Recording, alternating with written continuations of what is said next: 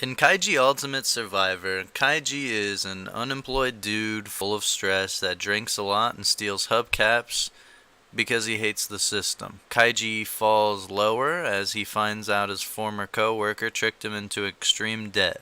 He receives an opportunity to clear the debt gambling on a cruise ship and decides to go for it, and from that point on, Kaiji straps in for the wildest ride of his life. Kaiji Ultimate Survivor is very different from other anime shows you will watch. It doesn't have characters with colorful hair, there's no love interests or any women for that matter. There isn't a powerful supporting cast that are with Kaiji from beginning to end, and there's very little comedy. Instead, we have a thriller that stays focused on a heavily flawed main character that you will find yourself at the edge of your seat rooting for, and it very rarely lets off the gas pedal. Not having much of a supporting cast means the focus is on the development on Kaiji and Kaiji alone, racking his brain trying to figure out the best solution for his personal success.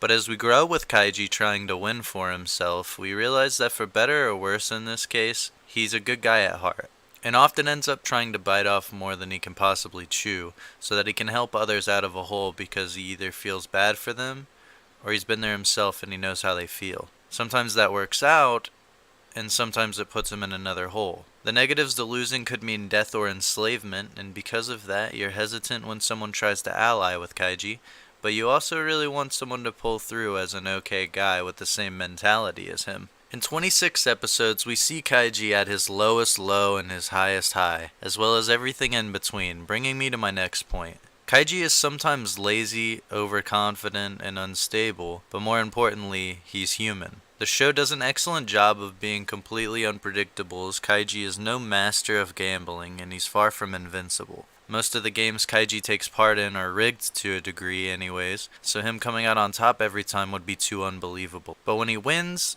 he comes up with a reasonable, clever way that never makes the viewer feel cheated, but still surprises us. The rules are established in full, as clear as possible, so there isn't a whole lot that can get by, but the cunning strategies of Kaiji and the diabolical schemes and tricks of his opponents make for incredibly memorable moments. Some situations will rise when you feel like there's no way our prized main character could lose with the stakes at hand only to see him fall, and the same goes for all these other characters around him going through their own personal stories. And to me, that's suspense at its finest. A big issue I hear with the show is the art style, but after a couple of episodes you begin to understand how well it actually fits the scenarios these guys are put in. It allows for heavily twisted expressions that help you feel exactly what these characters are going through in these life or death situations. For example, check out this clip from a scene where Kaiji and others have to walk across a beam when falling means certain death. まずいこの感情はこの感情は俺を殺す殺されるくそどうしたらいいどうしたら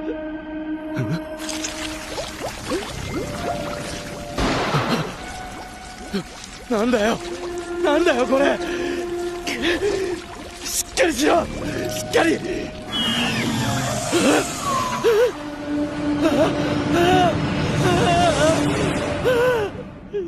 I'm no fan of gambling necessarily. I'm a very low-risk-minded person because I'm a coward, so usually this niche genre wouldn't be up my alley, especially after watching the garbage that is Kakegurui.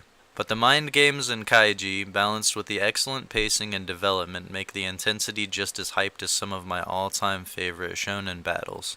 It can get gritty, it can get intense, it can get brutal, but if you can get through that and Kaiji's door-stopper nose, you'll be amazed at how great this creation really is. By far one of the most authentic anime I have ever seen. Give untraditional wonky creations a shot, because you might end up loving them. Thanks for watching, guys.